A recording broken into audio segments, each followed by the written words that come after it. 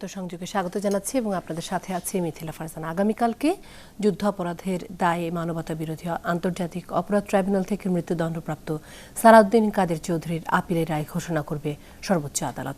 2013 সালের 1 অক্টোবর আন্তর্জাতিক অপরাধ ট্রাইব্যুনাল এই রায় প্রদান করেছিল। জামায়াতে ইসলামের বাইরে সবথেকে প্রভাবশালী এই অহংকারী দাম্ভিক এই নেতার রায় ঘোষণার পরে অভিযোগ করা হয়েছিল যে এই রায় আগে থেকেই লিখে রাখা হয়েছে এবং লিখে রেখেছে আইন মন্ত্রণালয়। বাংলাদেশের রাজনীতিতে সবচেয়ে উদ্ধত এই চরিত্র, যার নাম সালাউদ্দিন কাদের চৌধুরী।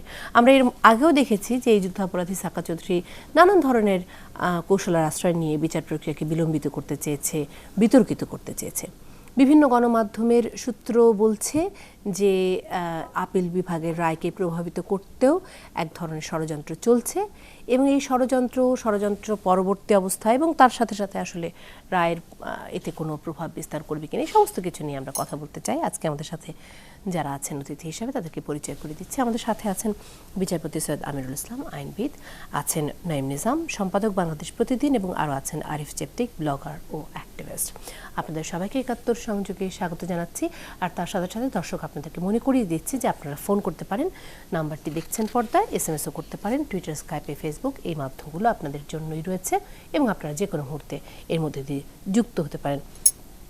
আমি যেতে চাই বিচারপতি সৈয়দ আমিরুল ইসলাম, আপনার কাছে যেতে চাই যে মানুষ প্রত্যাশা করে, মনে হয় খুব সম্ভবত গণজাগরণ মঞ্চ আমাদেরকে অন্ততপক্ষে তাই দেখিয়েছে, বাংলাদেশের সকল মানুষ প্রত্যাশা করে যে যুদ্ধাপরাধীদের ন্যায় বিচার প্রতিষ্ঠা হবে এবং সালাউদ্দিন কাদের চৌধুরীর মতন একজন মানুষ যার অপরাধ এর মধ্যে অনেকবার সন্দেহাতীতভাবে প্রমাণিত হয়েছে আদালতে, এখন সর্বোচ্চ আদালতের বিচারের অপেক্ষায় আমরা আছি, প্রমাণিত হয়েছে কারণেই বলছি যে তিনি ফাঁসি রায় পেয়েছেন এর আগেই, এখন সেটি সর্বোচ্চ আদালতে বহাল থাকে কিনা। বিচারপতি সৈয়দ আমিরুল ইসলাম, আমার প্রশ্নটি যেখানে যে মানুষকে এই প্রত্যাশা করতে পারে কিনা যে এই রায় বহাল থাকবে। প্রত্যাশা করা তো যার যার মানসিকতার উপর নির্ভর করবে। আন্তর্জাতিক যুদ্ধ অপরাধ, আগে আমি শিরোনাম সম্বন্ধে একটু আমার অভিযোগ আছে। আপনারা বলেছেন যুদ্ধ অপরাধের দায়ে মানবতা বিরোধী অপরাধের, কিন্তু তাকে কিন্তু যুদ্ধ অপরাধের দায়ে অভিযুক্ত করা হয় নাই। তাকে আন্তর্জাতিক অপরাধ ট্রাইব্যুনাল আইনের 3 ক ধারা অনুযায়ী মানবতা বিরোধী অপরাধ, গণহত্যার দায়, যুদ্ধ অপরাধের না। এটা কিন্তু প্রিন্ট মিডিয়া, ইলেকট্রিক মিডিয়া প্রায় এই কথাটা বলেন আপনারা যে যুদ্ধ অপরাধের দায়, তা কিন্তু না।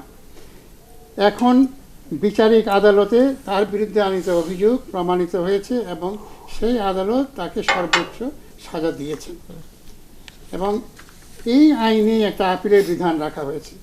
আপিলের বিধান রাখার উদ্দেশ্যই হলো বিচারিক আদালত তথ্য উপাত্ত বিচার বিশ্লেষণ আইনের ব্যাখ্যায় যদি কোথাও কোনো ভুল ত্রুটি করে থাকে সেটাকে সংশোধনের একটা সুযোগ হলো আপিলের মাধ্যমে, এবং সেই আপিল বিভাগ সর্বোচ্চ আপিল আদালত হিসেবে আগামীকালকে রায় ঘোষণা করবে। সুতরাং আমি আপনি কি প্রত্যাশা করি, আমাদের প্রত্যাশার ভিত্তিটা কি? প্রত্যাশা তো সাধারণ মানুষ হিসেবে তারা মনে করবে, কেউ কেউ মনে করতে পারেন যেহেতু বিচারিক আদালত তাকে ফাঁসি দিয়েছে হয়তো এটাই বহাল থাকবে, আবার কেউ মনে করতে পারেন না এটা বহাল, কিন্তু এই যে বহাল থাকবে বা থাকবে না তার পেছনে আপনার যুক্তি তো থাকতে হবে। এখন আপনি যদি ওই রায়টা বিচার বিশ্লেষণ করে বলতে পারেন যে আমি মনে করি বিচারিক আদালতের রায়ের এই জায়গায় আইনের ব্যাখ্যাটা ত্রুটিপূর্ণ হয়েছে, এইখানে সাক্ষীটার মূল্যায়নে ত্রুটি হয়েছে, সুতরাং এইগুলি যদি আপিল বিভাগ বিচার বিবেচনায় নেন তাহলে হয়তো রায়টা অন্যরকম হতে পারে। আপনি বলছেন যে প্রত্যাশাটি যৌক্তিকভাবে উপস্থাপন করা হলো কিনা তার উপরে নির্ভর করবে রায়। প্রত্যাশার ভিত্তিটা কি? আমরা তো অনুমান নির্ভর একটা কথা বলছি। আমি একজন সাধারণ নাগরিক হিসেবে আমার প্রত্যাশা হতেই পারে যে আমি চাই যে, এবং আমি ব্যক্তিগতভাবে চাই যে রায়টা বহাল থাকুক, কিন্তু আমার চাওয়ার উপরে তো নির্ভর করবে না, নির্ভর করবে আদালতের নথিতে তথ্য উপাত্ত যা আছে সেটি বলছি যৌক্তিকভাবে উপস্থাপন। আমি আসছি আপনার কাছে। আমি আরিফ জেপ্টিক যে প্রশ্নটি আসলে আপনার কাছে করতে চাই, কারণ বিচারপতি আমিরুল ইসলাম নিশ্চয়ই আইনের দৃষ্টিকোণ থেকে এই বিষয়টিকে ব্যাখ্যা করবেন, কিন্তু আপনার কাছে আমি জানতে চাই একেবারেই আপনারা যে আন্দোলনটি শুরু করেছিলেন গণমানুষের কথা ভেবে, গণজাগরণ মঞ্চে যে কথাটা বারবার বলেছিল যে সর্বোচ্চ শাস্তি আপনারা দাবি করছেন, সেই প্রত্যাশা আসলেই তো মানুষ করতে পারে নাকি? হ্যাঁ, অবশ্যই পারে। সালাউদ্দিন কাদের চৌধুরী যে একজন চিহ্নিত যুদ্ধাপরাধী, মানবতা বিরোধী অপরাধ যে তিনি করেছেন, এই বিষয়ে আসলে বাংলাদেশের কোনো মানুষের কোনো সন্দেহ নেই। কথা হচ্ছে এই নিঃসন্দেহ থাকলেও এটাকে তো বিচারিক প্রক্রিয়ার মাধ্যমে প্রমাণ করার একটা ব্যাপার থাকে। আপনি যে জিনিসটা খেয়াল করে দেখবেন যে বিচারিক প্রক্রিয়ায় কিন্তু তার অনেকগুলো অভিযোগ প্রমাণিত হয়েছে। 4টি অভিযোগে তাকে আলাদা আলাদাভাবে মৃত্যুদণ্ড দেওয়া হয়েছে। এর বাইরে 20 বছর করে তাকে 20 বছর করে কারাদণ্ড দেওয়া হয়েছে আরও 3টি অভিযোগে। আমি ব্যক্তিগতভাবে মনে করি, যদিও আমি আইনের ছাত্র নয়, যে এই 3টি অভিযোগে আসলে ওই 4টি অভিযোগের সমগুরুত্ব দিয়ে তার আরও মৃত্যুদণ্ড আরও এই 3টি তো আমরা প্রত্যাশা করতে পারি। সুতরাং আমি আশা করব কালকে আপিল বিভাগ তার সদয় বিবেচনায় যে 4টি মৃত্যুদণ্ড আছে সেই 4টি বহাল রাখবেন এবং বাকি যে 3টিতে 20 বছর করে তার কারাদণ্ড হয়েছে প্রত্যেকটিতেই তাকে সর্বোচ্চ শাস্তি হিসাবে মৃত্যুদণ্ড দিবেন। এই 7টি মৃত্যুদণ্ড আমি মনে করি যে আগামীকালকে আমরা রায়ে পাবো। এটাই জনমানুষের প্রত্যাশা, এটা সাধারণ মানুষ হিসাবে আমাদের প্রত্যাশা। অর্থাৎ আরিফ জেপ্টিক বলছেন যে যেই মৃত্যুদণ্ড বহাল আছে সেটি তো থাকবে, আরো কয়েকটিতে তার মৃত্যুদণ্ড হওয়ার কথা। বাকি যে 3টি অভিযোগে তাকে 20 বছর করে কারাদণ্ড দেওয়া হয়েছে, এই অভিযোগগুলো গণহত্যা, এই অভিযোগগুলো ঘেরাও এবং সরাসরি তার যুক্ত থাকার অপরাধ আছে। সুতরাং যে 4টিতে তাকে একই অভিযোগে মৃত্যুদণ্ড দেওয়া হয়েছে, বাকি 3টিতেও আমি মনে করি যে মৃত্যুদণ্ড দেওয়া কাম্য। আমি একটু নিজাম আপনার কাছে আসছি। যে প্রসঙ্গটি মানে এগুলো তো একেবারেই আরিফ জেপ্টিক যেটি বললেন সেটি একেবারেই সাধারণ মানুষের প্রত্যাশা এবং একটা সামাজিক দাবি, কিন্তু নিজাম একটি প্রশ্ন যেটি কয়েকদিন আগেই বেশ কথার জন্ম দিয়েছে, স্বদেশ রায় তিনি বলছেন তার কাছে তথ্য আছে, প্রমাণ আছে, প্রধান বিচারপতির সাথে এই পরিবার দেখা করেছে এবং এই বিষয়েই দেখা করেছে। এখন প্রশ্নটি হলো, এর আগেও আমরা দেখেছি যে আদালতেরই একজন কর্মচারী সালাউদ্দিন কাদের চৌধুরীকে সাহায্য করেছেন তার এই বিচার প্রক্রিয়াকে বিতর্কিত করার জন্য। এক ধরনের ষড়যন্ত্রে তিনি অংশ নিয়েছিলেন এবং সেখানে কর্মচারী সাহায্য করেছিল। মানে এই আশঙ্কা আবারও রয়ে গেল কিনা, কারণ স্বদেশ রায় এখন অত্যন্ত আত্মবিশ্বাসের সঙ্গে বিষয়টিকে সমর্থন করছেন। না, স্বদেশ রায় যে কথা বললেন, তারপরে অ্যাটর্নি জেনারেল দুবার ব্রিফিং করে বললেন যে এই ধরনের বক্তব্যের কোনো ভিত্তি নেই এবং এর কোনো রকম দেখা সাক্ষাৎ হয়নি। সালাউদ্দিন কাদের চৌধুরীর পরিবার এর আগেও রায় নিয়ে যাতে একটা বিভ্রান্তি তৈরি করা যায়, রায় নিয়ে যাতে মানুষের মনে প্রশ্ন তোলা যায়, সেই কারণে তখন একটি নাটক সাজিয়েছিল এবং সেই নাটকটুকুর একরকম ধারাবাহিকতার অংশ বলে অ্যাটর্নি জেনারেল যে কথা বলার চেষ্টা করছেন এবং সেটাই আমার কাছে মনে অনেকটা সেরকম। কারণ আমাদের দেশে আমরা তো মনে করি যে কথার বিচারপতি আমিরুল ইসলাম সাহেবও বললেন, আইন তো তার নিজস্ব গতিতে চলবে, আদালত তার নিজস্ব গতিতে চলবে। আদালতকে আমি মনে করি এখন সর্বোচ্চ আদালত আমাদের দেশের মানুষের সবচেয়ে বড় আশ্রয় এবং ঠিকানা। সেখানে সাধারণ মানুষ ন্যায় বিচার যে একটা সব সময় আমরা আশা করে থাকি একটু থামাচ্ছি আপনাকে এই কারণে যে আপনি যে তথ্যটি আমাদেরকে দিলেন সেটি আসলে অ্যাটর্নি জেনারেল বক্তব্য আমরা বারবারই প্রকাশ করেছি, আমার কাছে আছে, কিন্তু অ্যাটর্নি জেনারেল যেটা বলেছেন এরকম কোনো ঘটনা ঘটেছে বলে আমি বিশ্বাস করি না। তিনি বিশ্বাস করেন না, আমরাও বিশ্বাস করি না, আমরাও বিশ্বাস করতে চাই না যেরকম কোনো ঘটনা ঘটেছে, কিন্তু এরকম কোনো ঘটনা ঘটেনি।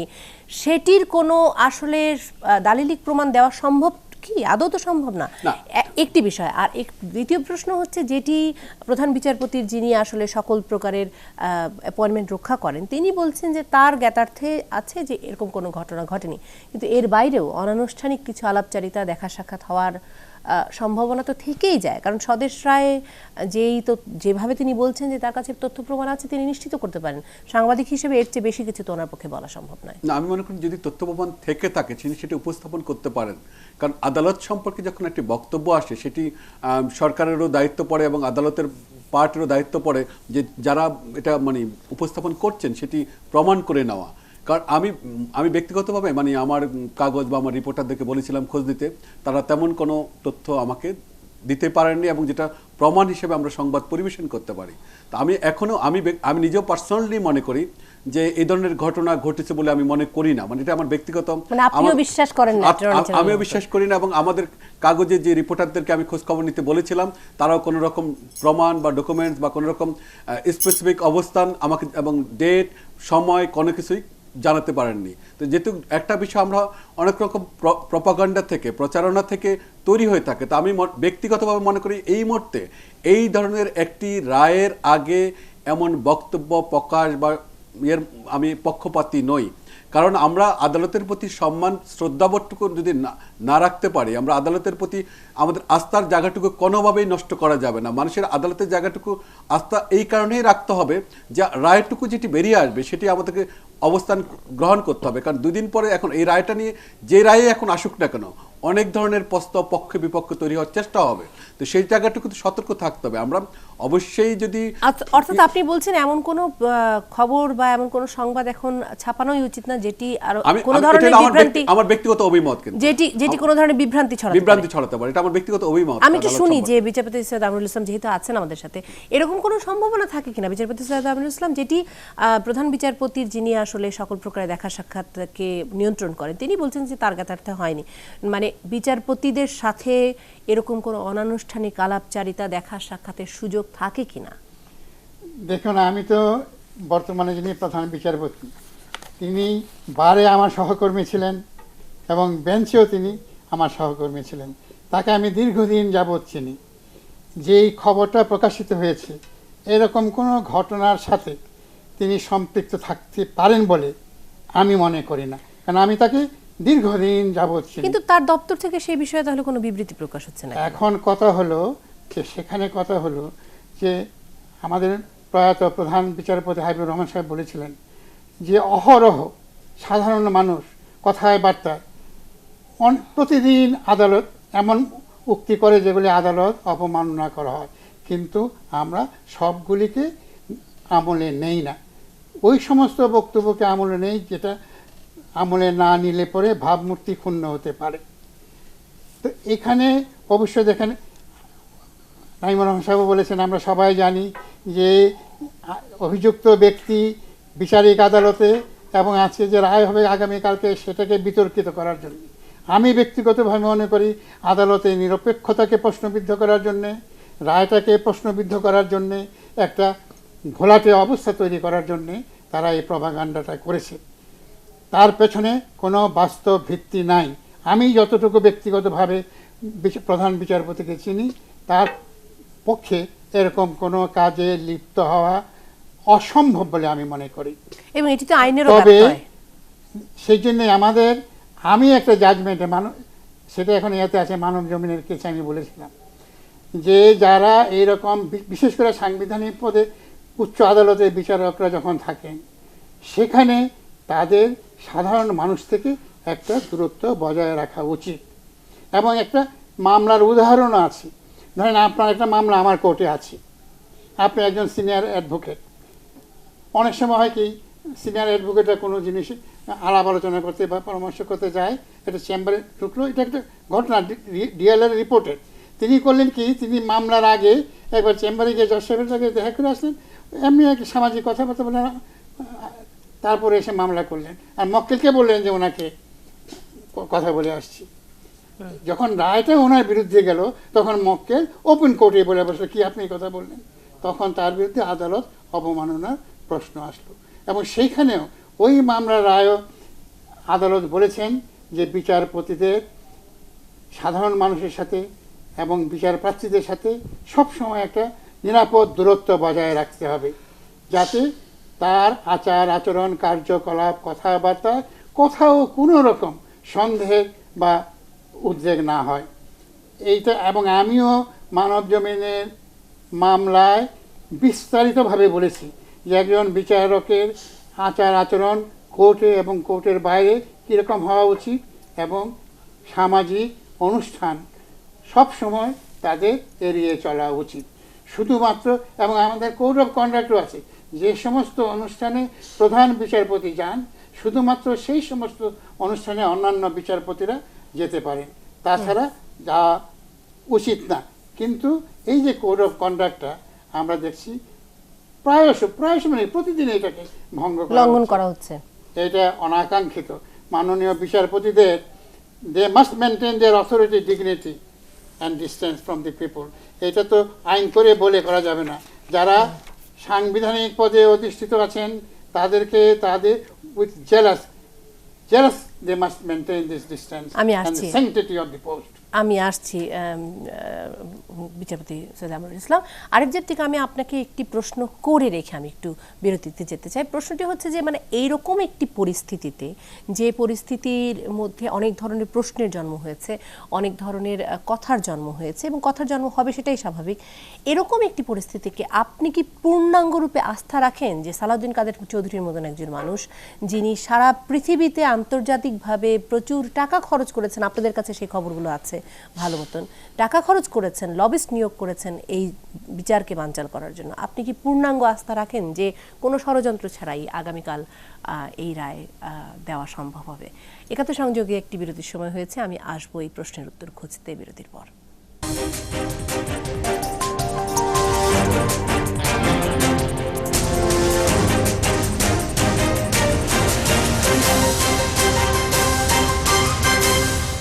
একাত্তর সংযোগ এবং মিথিলা ফারজান আছে আপনাদের সাথে। আর আমি যে প্রশ্নটি নিয়ে বিরতিতে গিয়েছিলাম, আরএফজিএফটিকে আপনি নিশ্চয়ই বলবেন এই বিষয়ে যে আপনি কি পূর্ণাঙ্গ আস্থা রাখতে পারছেন যে এইরকম একজন অপরাধী যিনি কিনা আন্তর্জাতিক বিভিন্ন কানেকশনকে ব্যবহার করেছেন বিভিন্ন সময়ে যাতে করে এই রায়কে প্রভাব বিস্তার করা যায়, তিনি একেবারেই কোনো কূটকৌশল ছাড়া, কোনো চাল ছাড়া মানে অপেক্ষা করে যাচ্ছেন একটি ন্যায় বিচার পাওয়ার?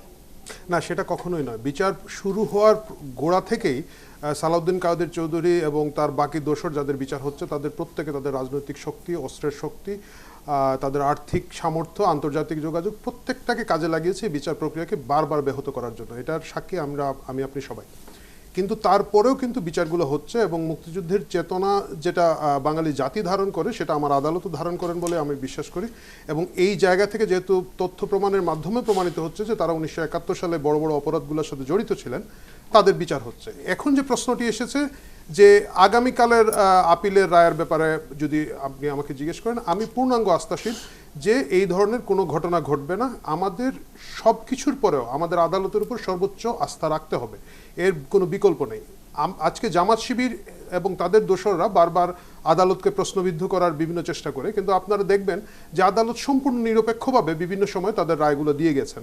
আপনি যদি দেখেন এইখানে সালাউদ্দিন কাদের বিরুদ্ধে কিন্তু 23টি অপরাধ ছিল, 23টির মধ্যে 6টিকে তারা গণনাতে আনেনি, 8টিতে খালাস দিয়েছেন। সুতরাং এমন না যে সালাউদ্দিন কাদের চৌধুরীর প্রত্যেকটা অভিযোগের পক্ষেই ট্রাইব্যুনাল ছিলেন বা বিচার প্রক্রিয়া। কিন্তু এখন সালাউদ্দিন কাদের চৌধুরীর পক্ষ থেকে যে কাজটা করা হয়, এরা অত্যন্ত সুচতুর এবং ধূর্তভাবে এই গোটা বিচার প্রক্রিয়াকে চ্যালেঞ্জের মুখে ফেলতে চাচ্ছে। আপনি দেখবেন তারা ট্রাইব্যুনালের রায়ের খসড়া কপি চুরি করলো। এটা করে তাদের কি লাভটা হলো? কোনো লাভ হয়নি। কিন্তু সালাউদ্দিন কাদের চৌধুরীর পুরো পরিবার এই রায়ের খসড়া কপিকে আগের দিন ইন্টারনেটে ছেড়ে দিলেন এবং পরের দিন বাধাই করা খাতা নিয়ে রায়ের সময় সাংবাদিকদের দেখিয়ে বেড়ালেন যে এই যে রায় আগে লেখা। রায় আগে লেখা থাকলে অসুবিধাটা কি? রায় আগে লেখা মানে তো আর 6 মাস আগে রায় লেখা হয় না, রায়টা লিখতে হবে। কারণ কয়েকশো পৃষ্ঠা রায়ও থাকে, সেই রায় তো লিখতেই হবে, রায় লিখতে হবে। এখন কিন্তু তারা জিনিসটাকে এমন বিতর্কিতভাবে করার চেষ্টা করলেন যাতে মনে হলো যে রায়টা বোধহয় বিচার শুরু হওয়ার আগেই লেখা, কিন্তু সেই খসড়া রায়টি পরবর্তীতে প্রমাণ হয়েছে যে এটা প্রক্রিয়ার মধ্যেই ছিল এবং সেখান থেকে চুরি হয়েছে।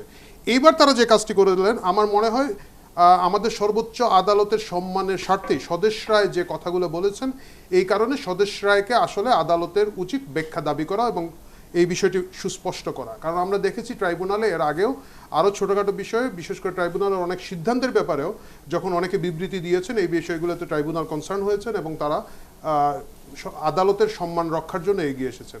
স্বদেশ রায় যে কাজটি করেছেন, আপনি দেখবেন তিনি একজন প্রথিতযশা সাংবাদিক বাংলাদেশের। এই জিনিসটি কিন্তু তিনি শুরুতে, এটা অত্যন্ত বড় একটা ইঙ্গিতপূর্ণ অভিযোগ, এটা বাংলাদেশে করেননি। উনি একটি লেখা লিখেছেন আইএসের বিরুদ্ধে, ইংরেজিতে লেখা, 6 তারিখে। সেই লেখার মধ্যে একটা লাইন হিসাবে সালাউদ্দিন কাদের চৌধুরীর পরিবার চিফ জাস্টিসের সাথে দেখা করেছেন, এইরকম একটি লাইন উনি ঢুকিয়ে দিয়েছেন। উনি কিন্তু এত বড় একটা সংবাদ, উনি যেভাবে দৃঢ়তার সাথে বলছেন যে ওনার কাছে তথ্য প্রমাণ আছে, সেটা থাকলে তার নিজের পত্রিকায় এবং অন্যান্য মিডিয়ায় আপনারা যারা আছেন তাদের মাধ্যমে এটা আসলে আরও বড় আকার হয়তো আলোচনা করা উচিত ছিল বলে আমি মনে করি। কিন্তু সালাউদ্দিন কাদের চৌধুরীর পরিবারের ব্যাপারটা হচ্ছে, বা সালাউদ্দিন কাদের চৌধুরীর চক্র, তারা এই সুযোগগুলো নিবে। স্বদেশরা যে লাইনটি লিখেছেন এই সুযোগগুলো তারা নিবে এবং তারা বারবার আমাদের বিচার প্রক্রিয়াকে প্রশ্নবিদ্ধ করবে। তারাই ওনাকে দিয়ে লিখিয়েছেন, এইটা আমার মনে হয় আরো বেশি যদি তদন্ত হয় তাহলে হয়তো এটা বেরিয়ে আসবে, বাট এটা তদন্ত হওয়া উচিত।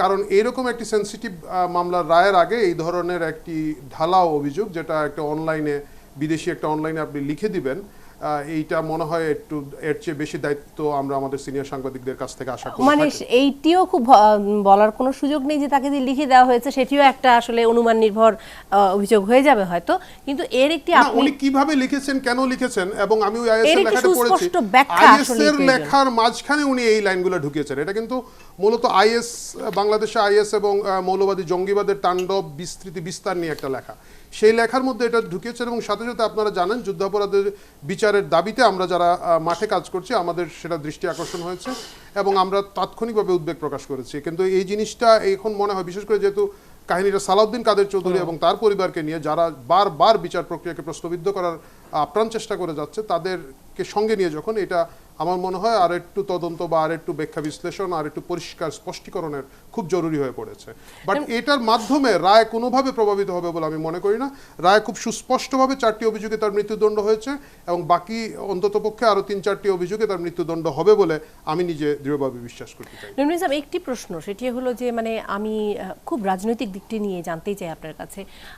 এর আগে আমরা দেখেছি জামাতে ইসলামের যেসব মৃত্যুদণ্ডপ্রাপ্ত নেতা রয়েছেন তাদের বড় বড় বেলুন, তাদের ছবি সম্বলিত বিভিন্ন ধরনের ফেস্টুন, এগুলো আমরা বিএনপির বিভিন্ন সমাবেশে দেখেছি, বিভিন্ন সম্মেলনে দেখেছি তাদের সেই সব উঠতে। কিন্তু ঘটনাচক্রে সালাউদ্দিন কাদের চৌধুরী, যিনি কিনা বিএনপির নেতা, তার কোনো বেলুন ফেস্টুনের ছবি আমরা তেমন করে দেখিনি।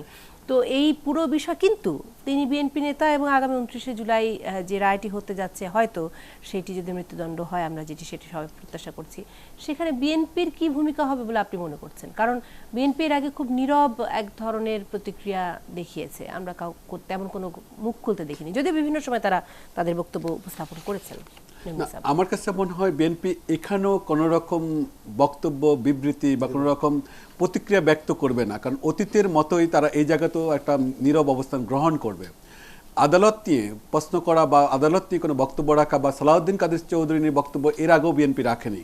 তো সেক্ষেত্রে বিএনপি এখানে অবস্থান না নেওয়াটাই স্বাভাবিক এবং তারাও একটা কৌশলী অবস্থান নেবে। এবং যেটা নিয়ে এটার এই কৌশলটা হয়তো তারা মনে করছে বাংলাদেশের কতগুলো জায়গাতে কোনো আপোষ হতে পারে না। আমার জাতীয় পতাকার প্রশ্নে, আমার স্বাধীনতার প্রশ্নে, আমার যুদ্ধ অপরাধীদের বিচার প্রশ্নে, মানবতা বিরোধী যারা অপরাধ সংগঠিত করেছিল তাদের বিচার প্রশ্নে, এই জায়গাগুলোর বিপক্ষে যদি বিএনপি অবস্থান গ্রহণ করে তাহলে সাধারণ মানুষ তাদের বিপক্ষে অবস্থান গ্রহণ করবে। সেই কারণে বিএনপি এখানে একটি কৌশলী ভূমিকা, যদিও জামাতে ইসলামী তারা একসঙ্গে জোটবদ্ধ হয়ে তারা তাদের রাজনীতিগুলো করার চেষ্টা করছে বা করছে একসঙ্গে, তারপরেও অনেকগুলো জায়গা আপোষকামিতা অবস্থান দেখালে বিএনপির এর পরিণামটা সাধারণ মানুষের কাছে ভালো হবে না, যে কারণে তারা এই অবস্থানটুকু গ্রহণ করেছে। আমি আরেকটা বিষয় যোগ করতে চাচ্ছি, আরিফ জাফতিকের সাথে একমত পোষণ করে। সালাউদ্দিন কাদের চৌধুরী এর আগে অনেকগুলো কৌশলের আশ্রয় নিয়েছিলেন।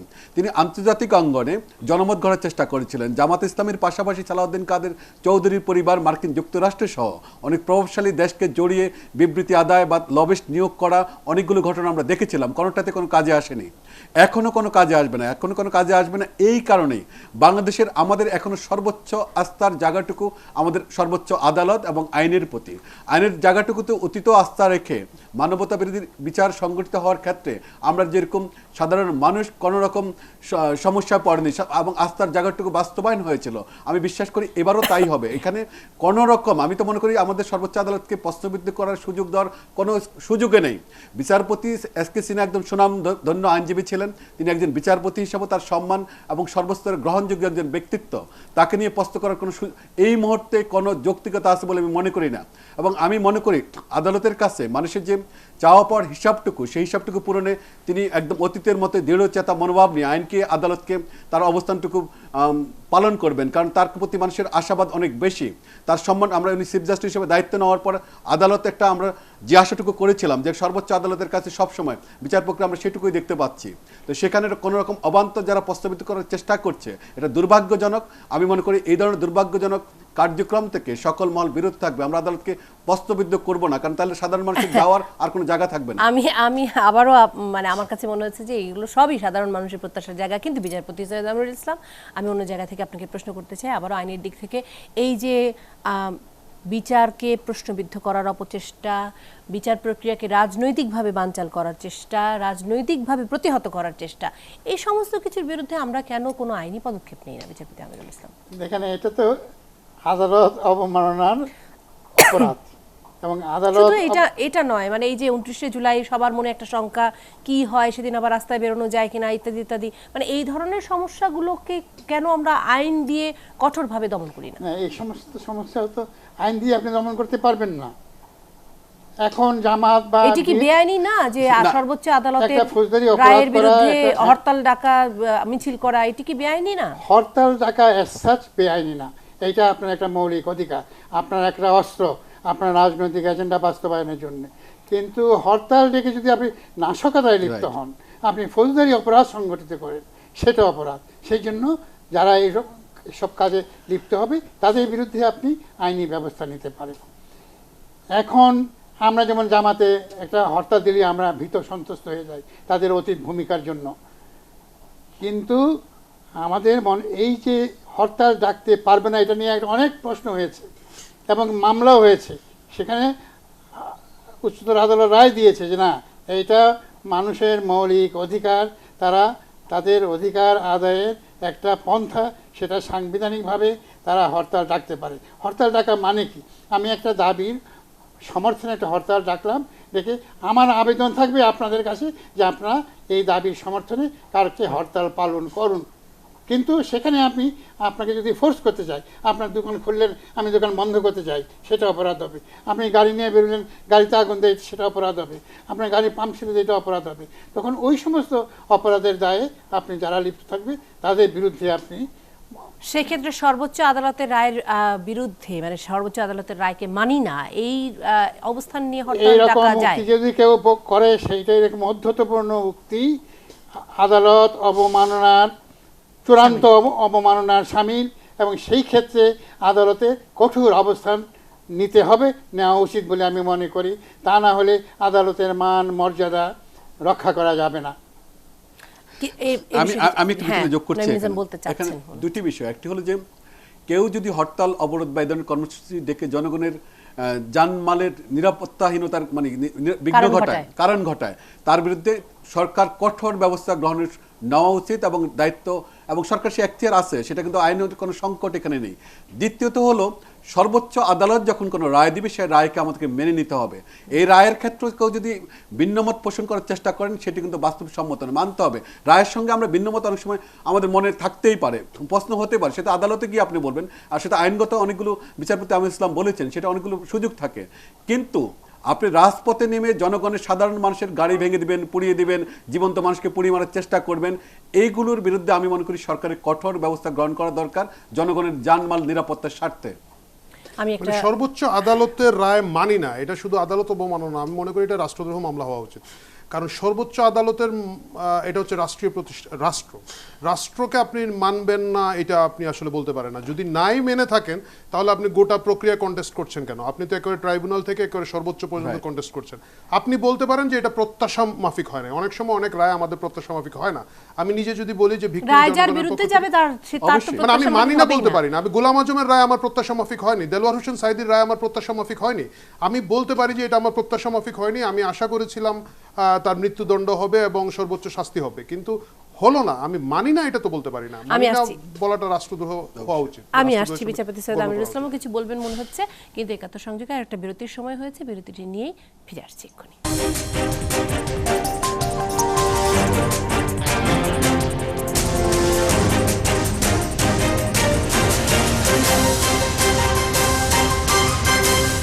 একাত্তর সংযোগ, আপনাদের সাথে আছে মিথিলা ফারজানা, এবং যে প্রসঙ্গে কথা বলতে ফিরে ফিরে আসছি আমরা, সেটি হচ্ছে সালাউদ্দিন কাদের চৌধুরীর আগামীকালকের সম্ভাব্য রায়। বিচারপতি আমিরুল ইসলাম, যে প্রশ্নটি আপনার কাছে রেখেছিলাম সেই প্রশ্নের সঙ্গে একটু যুক্ত করে বলছি যে মানে সালাউদ্দিন কাদের চৌধুরী এমন একজন অপরাধী যিনি আসলে হঠাৎ করে এই যুদ্ধাপরাধী রায়ের সাথে সংযুক্ত হচ্ছেন তা না, বরং তার পারিবারিকভাবে, বরং ফজলুল কাদের চৌধুরী তার পিতা, তিনিও কারাবন্দী অবস্থায় মৃত্যুবরণ করেছিলেন, তিনিও মুক্তিযুদ্ধের বিরোধিতা করেছিলেন একসময়। আমি আপনাকে এই বিষয়ে বলছি না যে ওনার পিতা এমন ছিলেন সুতরাং উনি কেমন ছিলেন, আমি জানি আপনি এখনই বলবেন যে আইন সেভাবে বিষয়টিকে দেখে না, কিন্তু আমার প্রশ্নটি হচ্ছে এর আগেও বিভিন্ন সময় বিভিন্ন ধরনের অপরাধের সাথে এই পরিবারটির নাম যুক্ত হয়েছে। মানে আপনার দৃষ্টিকোণ থেকে আমি পুরো বিষয়টিকে বিশ্লেষণ করে বলছি যে যেভাবে করে প্রসিকিউশনে সমস্ত যুক্তিতর্ক উপস্থাপন করা হচ্ছে, আপনার কি মনে হচ্ছে আগামীকালকে সম্ভাব্য রায় কি হতে পারে?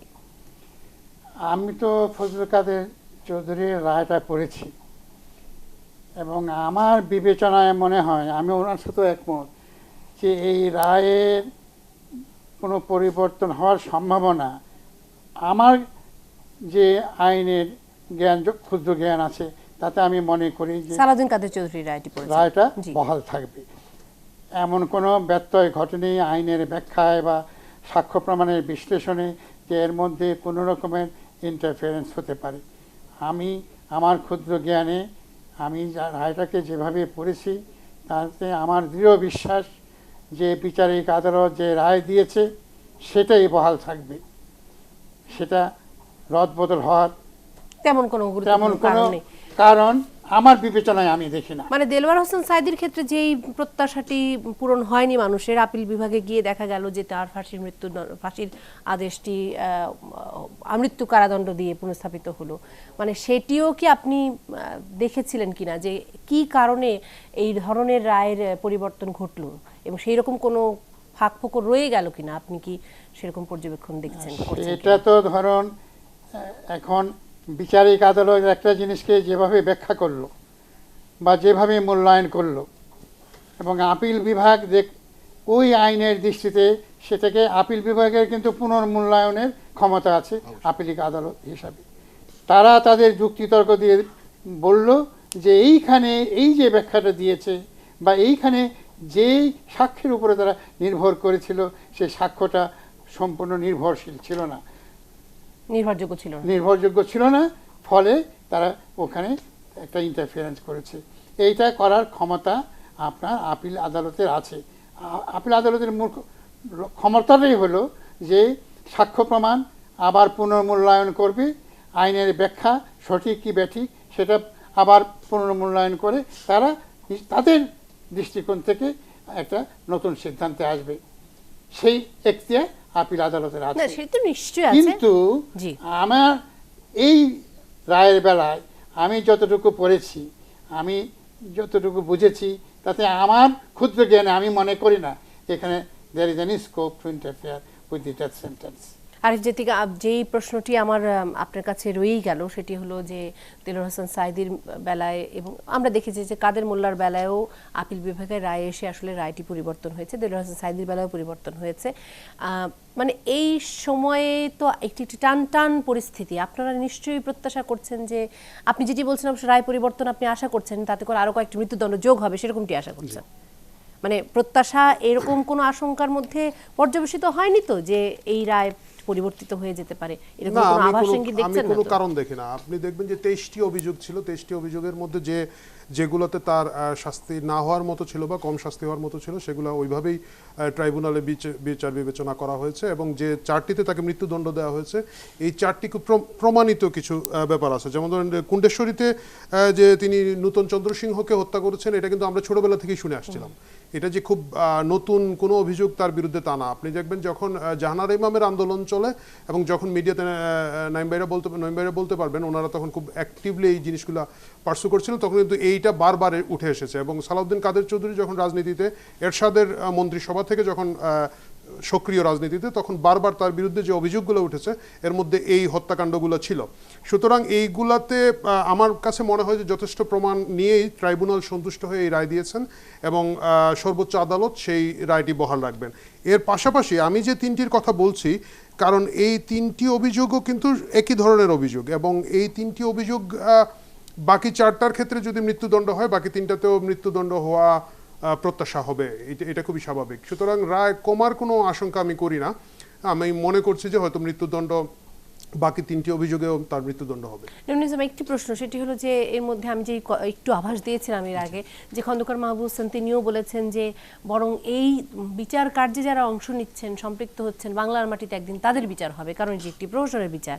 এবং মির্জা ফখরুল ইসলাম বলেছেন স্কাইপে কেলেঙ্কারি এবং নথি আগে ফাঁস হয়ে যাওয়া, বিচারের রায় আগে অনলাইনে পেয়ে যাওয়া ইত্যাদি ইত্যাদি বিভিন্ন কারণে এই রায় এখন একেবারেই কোনো ভিত্তিহীন এবং এই ট্রাইব্যুনাল কার্যকারিতা হারিয়েছে। মানে আমার প্রশ্নটি হচ্ছে, সত্যি কি এটি নিয়ে আরো কোনো রাজনীতি করার সুযোগ আছে? আমি মনে করি এটি নিয়ে কোনো রাজনীতি করার সুযোগ নেই। এই কারণ বাংলাদেশের মানুষ তার চিন্তা, তার চেতনা সকল ক্ষেত্রে যেটি লালন করে সেটা হলো মুক্তিযুদ্ধ। আমাদের এই মহান মুক্তিযুদ্ধকে বাদ দিলে বাংলাদেশ শব্দটি কোনোভাবে যুক্ত হতে পারে না। আমার লালিত স্বপ্ন, আমার জাতীয় পতাকা, আমার সংবিধান, যে সংবিধানের ভিত্তিতে বাংলাদেশ পরিচালিত হচ্ছে, যে সংবিধানের ভিত্তিতে আমাদের এমপিরা পার্লামেন্ট পরিচালনা করে থাকেন, যে আমরা বাংলাদেশে আজকে এখানে কথা বলছি, আজকে ৭১ টেলিভিশন নামে একটা টেলিভিশনে কথা বলার সুযোগ আমাদের হচ্ছে, সেটি আমাদেরকে দিয়েছিল ১৯৭১ সাল। আমাদের যেই ব্যক্তিগুলো যে এই ধরনের অর্বাচীনের মতো বক্তব্য রাখেন, তারা নিজেরা আইনজ্ঞ হয়ে কী করে বক্তব্য রাখেন আমার কাছে এটা বোধগম্য নয়। প্রথমত হলো একটি আদালত কিভাবে রায় দিয়ে থাকে। একটি আদালত রায় দিয়ে থাকে সকল ধরনের যুক্তি তর্ক, সকল বিষয় উপস্থাপনের পর ডকুমেন্টগুলো সকল প্রমাণ মেলার পর তারা একটি রায় দিয়ে থাকেন। সেই রায়টুকু বারবার যাচাই বাছাই করার পর প্রথম নিম্ন আদালত থেকে যখন বা আপিলের ডিভিশনে যাওয়ার আগে পরে অনেক দীর্ঘ একটা প্রক্রিয়ার বিষয়, সেই প্রক্রিয়াটি কমপ্লিট হওয়ার পর রায়টি কমপ্লিট হয়। তারপর যারা এই ধরনের বক্তব্য রাখার চেষ্টা করছেন, আমি তো মনে করি তাদের বিরুদ্ধে আদালত অবমাননার দায়ে কিংবা রাষ্ট্রদ্রোহিতার কারণে মামলা হওয়া দরকার এদের বিরুদ্ধে, এদের বক্তব্য রাখার দায়ে। আমি এই মামলা হওয়ার দরকার এই লাইনটি ধরে আমি বিচারপতি সৈয়দ আমিনুল ইসলাম আপনাকে কাছে একটু জানতে চাই যে যেই খন্দকার মাহবুব হোসেনের বক্তব্য আমি উদ্ধৃত করলাম, তিনি ৭২ সালে এই ট্রাইব্যুনালের রাষ্ট্রপক্ষের কৌশলী ছিলেন এবং তিনি আজকে বলছেন ওই একই ট্রাইব্যুনাল যেটি আসলে মূলত ৭২ সালে গঠিত হয়েছিল তারই ধারাবাহিকতা। তিনি প্রথম যুক্তি এগুলো শুরু করেছিলেন তিনি, কিন্তু আইনের কাছে এদেরকে নিয়ে আসার কাজটুকু তার হাতেই শুরু হয়েছিল। হ্যাঁ, কারণ এই রাষ্ট্রপক্ষের কৌশলী ছিলেন, তা সেটি তার কাজ ছিল। মানে এই একই ট্রাইব্যুনাল যেই উদ্দেশ্যে গঠিত ছিল ৭২ সালে, সেই উদ্দেশ্যে গঠিত হয়েছে, সেই মানবতা বিরোধী অপরাধের ভিত্তিতেই আসলে পরিচালিত হচ্ছে। তিনি আবার আজকে বলছেন যে এই মামলা যারা সম্পৃক্ত হবেন তাহলে বাংলার মাটিতে তার এইটা তার রাজনৈতিক বক্তব্য এবং উনি তো একজন আইনজীবী, রাজনীতির উপরে তো উনি আসলে আইনজীবী। আইনজীবী হন, সাধারণ নাগরিক হন, কোনো ব্যক্তির পক্ষে যে কোনো আদালতের রায় সম্পর্কে এরকম কোনো উক্তি করা যাবে না। এটা সম্পূর্ণ আদালত অবমাননার শামিল। কারণ বিচারিক আদালতের ব্যাপারে আপনি যদি রায়ে সন্তুষ্ট না হন, সেখানে আইনি প্রক্রিয়া আছে, আপনি আপিল করতে পারবেন, উচ্চতর আদালতে যেতে পারবেন। কিন্তু যেখানেই যাচ্ছেন, যেমন আপনি বিচারিক আদালতেই যখন গেলেন, তখন আপনি you have surrender before the court, আপনি ওই আদালতের কার্যপ্রণালীতে অংশগ্রহণ করেছেন, আপনি সেই বিচার মেনে নেবেন, এটা ধরেই আপনি বিচার প্রক্রিয়ায় সংযুক্ত হয়েছেন। তারপর রায় যদি আপনি সংক্ষুব্ধ হন মনে করেন, সেই জন্য আপিলের বিধান আছে। কিন্তু বিচারিক আদালত হোক, আপিল আদালত হোক, যে কোনো আদালত রায় মানি না, এই কথাটা বলা সম্পূর্ণ বেআইনি। এবং বিশেষত ওনার মতো একজন আইনজীবী, যিনি সুপ্রিম কোর্টের সভাপতি, বারের সভাপতি, এবং যিনি ৭২ সালে নিজেই ছিলেন প্রসিকিউটর। সুতরাং এইটা হলো একটা দুর্ভাগ্যজনক অবস্থা আমাদের বাংলাদেশে। একই ব্যক্তির বিভিন্ন সময়ে বিভিন্ন ভূমিকায় অবতীর্ণ হন, এটা বড় দুঃখজনক আমাদের জাতির জন্য। এটা একটা কলঙ্কজনক ব্যাপার। জি স্যার, আমি এখানে আপনাকে একটা প্রশ্ন করতে চাই। শেষ প্রশ্নটি, আরেকজনের সময় খুব কম। আচ্ছা, প্রশ্নটা হচ্ছে তিনি যেভাবে বলছেন যে বাংলার মাটিতে বিচার প্রক্রিয়ার সাথে যারা জড়িত আছেন তাদের বিচার হবে এক সময়, এটা বলা কি সরাসরি বিচারকদেরকে হুমকি দেওয়া হয় কিনা এবং বিচার কার্যকে প্রভাবিত করার চেষ্টা হিসাবে এটাকে নেওয়া হবে কিনা, এবং যদি এটা আমাদের বিচারপতিদেরকে হুমকি দেওয়া হয়ে থাকে সরাসরি, এটার আইনি কোনো ব্যবস্থা নেওয়ার হুমকি দেওয়া থাকলে মানে যে কোনো পন্থায় যদি আপনি বিচার কার্যকে প্রভাবান্বিত করতে চান, এটা তো পরিষ্কার, আপনি ভবিষ্যতে আপনাকে হেনস্থা করব, ভবিষ্যতে আপনার বিরুদ্ধে বিচার করব, এটা একটা তো বিরাট এই যে কথাটা আপনি বললেন যেন আমি বিচারক, আমার বিরুদ্ধে বললেন, কিন্তু মুশকিল হলো এই বিরুদ্ধে প্রক্রিয়াটা নিবে কিন্তু আদালত। জি, আমি আপনি আদালত প্রক্রিয়াটা নিতে পারবো না। এখন আদালত আপনি আমার বিরুদ্ধে রাষ্ট্র কি গ্রহণ করতে পারে না? রাষ্ট্রের পক্ষ থেকে এই ধরনের ব্যবস্থা গ্রহণ করা যায় না? বিচারপতিকে যখন হুমকি দেওয়া হবে, আদালতকে হুমকি দেওয়া হবে, আইনকে অবজ্ঞা করে হুমকি দেওয়া হবে, সেটা যে কোনো নাগরিক কিন্তু যে কোনো নাগরিকও কিন্তু দরখাস্ত করতে। কিন্তু আমরা তো টকশোতে বলি, যেতে বলি, কিন্তু আদালতে গিয়ে তো দরখাস্ত। অনেক ধন্যবাদ বিচারপতি সৈয়দ আমিনুল ইসলাম, অনেক ধন্যবাদ নেম নিজাম, এবং অনেক ধন্যবাদ আরিফ জেপটিক। শুভরাত্রি সবাইকে।